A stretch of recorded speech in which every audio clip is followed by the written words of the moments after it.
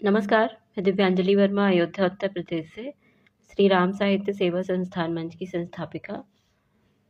जैसा कि मैंने पहले बताया था, मुझे बुक पढ़ने का बहुत शौक़ है और मैं डेली कोई ना कोई नई-नई बुक लेकर आती ही रहती हूँ, पढ़ती ही रहती हूँ और फिर उसके बारे में आप लोग से शेयर करती रहती हूँ।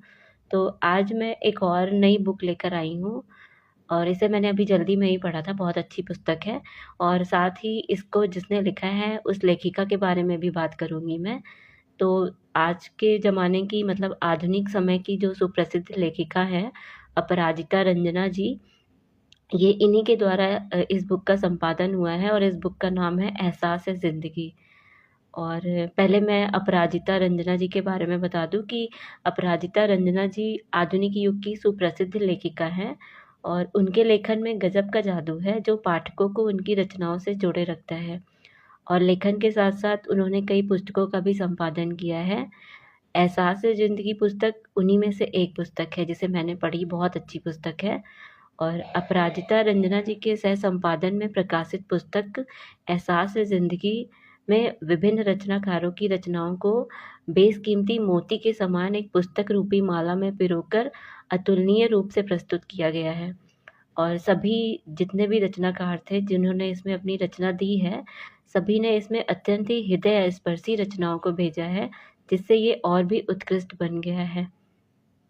और सीखने-सिखाने की प्रक्रिया को निरंतर आगे बढ़ाने के उद्देश्य से ही इस पुस्तक में उच्च कोटि के कवि, गज़लकार और नए कलमकार को भी एक साथ सम्मिलित किया गया है।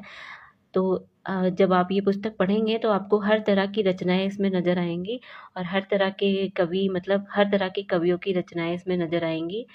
और सदैव बेहतरीन एवं उत्कृष्ट पुस्तकों का प्रकाशन करने वाले प्रिंस जी वेलफेयर प्रकाशन के अंतर्गत ये पुस्तक प्रकाशित हुई है।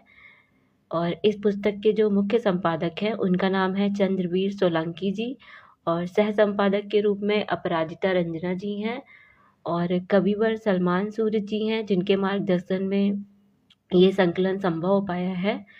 और मैं बताऊँ, ये पुस्तक विभिन्न ऑनलाइन प्लेटफ़ॉर्म पर भी उपलब्ध है, जहाँ से आप इसे खरीद के पढ़ सकते हैं। और पढ़ने के बाद कमेंट करके ज़रूर बताइएगा कि आपको ये पुस्तक कैसी लगी। मुझे तो बहुत अच्छी लगी, मुझे पढ़ के बहुत मज़ा आई। बहुत अच्छी रचनाएँ हैं, बहुत ही प्रेरणादायक, मन को आनंदित करने वाली, कुछ नई सीख देने वाली रचनाएँ हैं। और सच कहूँ तो इतनी ज़्यादा मुझे पसंद आई है कि मतलब मैंने अब तक इसे 5-6 बार तो पढ़ ही लिया होगा, लेकिन फिर भी कभी जैसे टाइम मिलता है तो मैं इसे फिर से ज़रूर पढ़ूँगी। उसी पुस्तक की एक रचना जो मुझे बहुत ज़्यादा पसंद आई है, मैं वो थोड़ा-सा पढ़ के सुनाती हूँ आप लोग को। तो ये रचना ऐसे है, एहसास है ज़िंदगी चल होए रूबरू, तुम जो कहो मैं खुद को करूँ फिर शुरू। एहसास है ज़िंदगी चल होए रूबरू, तुम जो कहो मैं खुद को फिर शुरू करूँ। तुम बताना कि मैं हूँ ज़िंदा या नहीं कहीं रहा, तुम बताना कि मैं हूँ ज़िंदा या नहीं कहीं रहा, जो चाहिए था होना महसूस वो हो क्यों नहीं रहा। क्यों जज़्बात अब मेरे जगते नहीं हैं, वो बहार ए चमन में भी महकते नहीं हैं। क्या पतझड़ का मौसम कहीं आ गया है, या मेरी कहानी ख़त्म कोई कर गया है। क्यों मोहब्बत के एहसास कहीं भी नहीं है, हूँ हिस्सा सबका पर एहसास ही नहीं है। क्यों हँसी अब मेरे लबों पे न आती, क्यों हँसी अब मेरे लबों पे न आती, गुज़र जाती वो रह मुस्कान सी बन जाती। क्या काफ़ी कहीं बड़ा हो गया हूँ, जो इन सब से मैं ऊपर उठ गया हूँ। यदि ना है कहीं ऐसा तो फिर तुम ही बता दो, यदि ना है कहीं ऐसा तो फिर तुम ही बता दो, या एहसास ज़िंदगी कहाँ है वो दिखा दो। है रमना उनके रंग में चाहता हूँ, मैं रमना उनके रंग में चाहता हूँ जिंदा यह साबित कर देना चाहता हूँ। गर कर सकती तो बस सिर्फ ऐसा कर दो, गर कर सकती तो बस सिर्फ ऐसा कर दो, बना दो मुझे बच्चा, हाँ बच्चे सा कर दो। ये संदीप शर्मा जी की रचना है उसी पुस्तक में। तो आपने देखा कितना अच्छा लिखा है उन्होंने। ऐसे ही 1-2 रचना और मैंने पढ़ी, बहुत अच्छी है। तो मैं चाहूँगी कि जो भी लोग मतलब मुझे सुन रहे हैं, आप लोग ज़रूर एहसास ज़िंदगी पुस्तक को खरीद के पढ़िएगा।